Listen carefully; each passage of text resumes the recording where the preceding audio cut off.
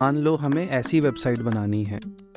Heading हम दिखा देंगे H1 टैग की हेल्प से और पैराग्राफ P टैग की हेल्प से। पर सवाल है कि हेडिंग का रंग लाल कैसे सेट करेंगे?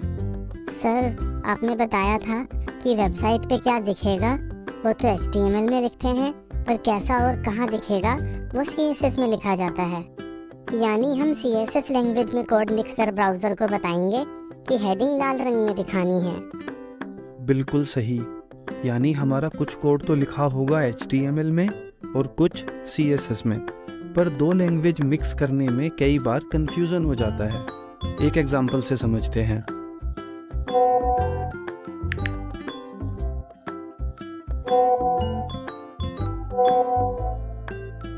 HTML और CSS का मिला जुला कोड देखकर ऐसा ही कंफ्यूजन ब्राउज़र को होता है।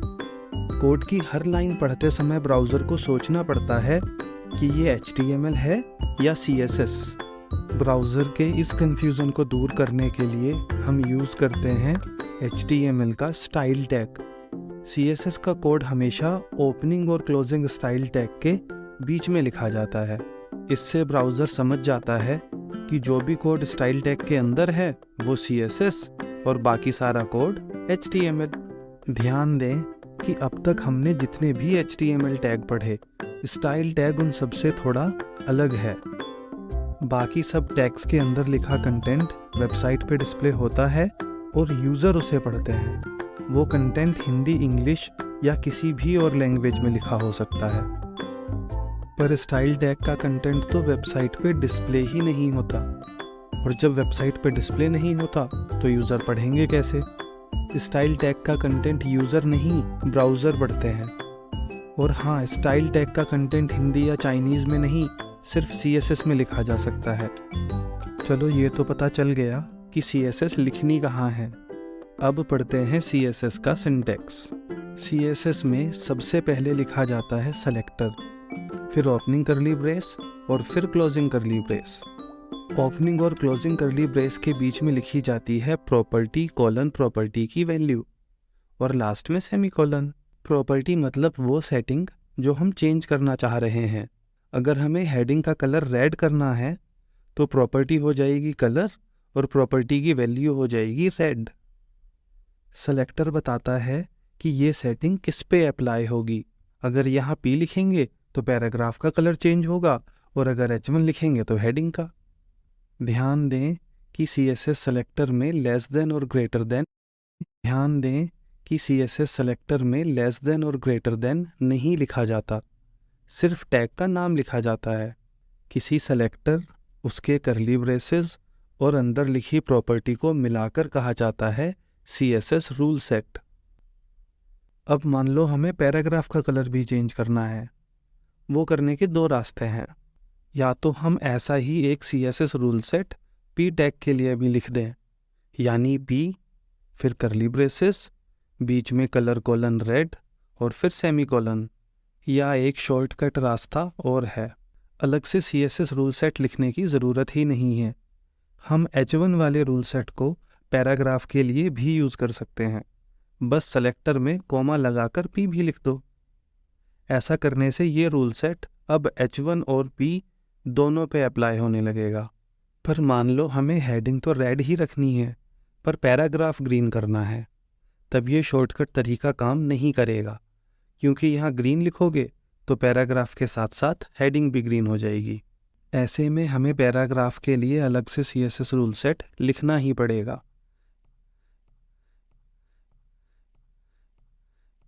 ये वाला रूल सेट बस H1 पे काम करेगा और कलर सेट कर देगा रेड। वहीं ये वाला रूल सेट अप्लाई होगा पैराग्राफ पर और उसका कलर सेट कर देगा ग्रीन। अगले टॉपिक में हम बस H1 पे ही फोकस करने वाले हैं, इसलिए मैं पैराग्राफ का कोड अभी के लिए हटा रहा हूँ। मान लो हम हेडिंग के पीछे पीला रंग दिखाना चाहते हैं। उसके लिए हमें लिखना होगा H1 फिर करली ब्रेस, बैकग्राउंड कोलन येलो और फिर सेमीकोलन। सर, यानी कलर प्रॉपर्टी से खुद टेक्स्ट का कलर सेट होता है और बैकग्राउंड प्रॉपर्टी से टेक्स्ट के पीछे का कलर।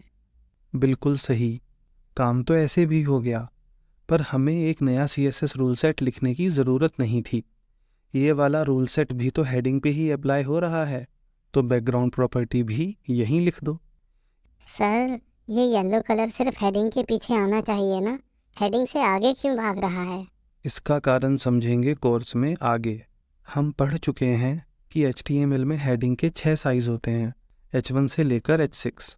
पर मान लो हमें अपनी वेबसाइट पे H1 से भी बड़ी हेडिंग दिखानी है, या फिर हम चाहते हैं कि हेडिंग का साइज़ H1 से तो छोटा हो पर H2 से थोड़ा बड़ा, हम बीच का कोई साइज़ चाहते हैं। इस तरह के साइज़ HTML में तो नहीं मिलने वाले। यहाँ फिर से CSS ही काम आएगी। हमें यूज़ करनी होगी CSS की font size property. Font size मतलब अल्फ़ाबेट्स का साइज़। फ़ॉन्ट साइज़ की यूनिट होती है पिक्सल्स, जिसे शॉर्ट में लिखा जाता है px। हेडिंग का साइज़ चेंज करने के लिए H1 टैग के CSS रूल सेट में लिखना होगा फ़ॉन्ट साइज़ कोलन और फिर हेडिंग का साइज़, एग्जाम्पल के लिए 40 पिक्सल। इस नंबर को अगर बढ़ाओगे तो हेडिंग का साइज़ बढ़ेगा और घटाओगे तो हेडिंग का साइज़ भी घटेगा। सर, फिर तो अलग अलग साइज के हेडिंग टैग्स की ज़रूरत ही नहीं है, कोई भी एक टैग पकड़ लो और सब जगह बस वही यूज़ करो, साइज तो CSS से कंट्रोल हो जाएगा। बात में पॉइंट तो है, पर फिर भी अलग अलग टैग यूज़ किए जाते हैं। उसका फ़ायदा समझ आएगा अगली वीडियो में। अभी चलते हैं अगले टॉपिक पे। मान लो हमने कोड में एक और H1 एलिमेंट ऐड कर दिया। ये नई हेडिंग भी येलो के ऊपर रेड ही दिख रही है, ऐसा क्यों? सर, CSS रूल सेट के सेलेक्टर में H1 लिखा है, इसलिए वो तो हर H1 टैग पे अप्लाई होगा ना। सही बात है, पर मान लो हम चाहते हैं कि दूसरी हेडिंग नॉर्मल दिखे, ऐसे लाल पीली नहीं, तो क्या करें? सर, अगर हम दूसरा H1 टैग स्टाइल टैग के बाद लिख दें तो जो H1 टैग CSS कोड के बाद लिखा होगा वो तो शायद CSS के असर से बच जाएगा ना। ना, ऐसा नहीं है। अगर सेलेक्टर में H1 लिखा है तो उस रूल सेट का असर कोड में लिखे हर H1 टैग पे होगा। इससे कोई फ़र्क नहीं पड़ता कि CSS कोड H1 टैग से पहले लिखा है या बाद में। फिर दोनों हेडिंग्स को अलग अलग डिज़ाइन में दिखाएंगे कैसे? वो समझते हैं आगे की वीडियोज़ में।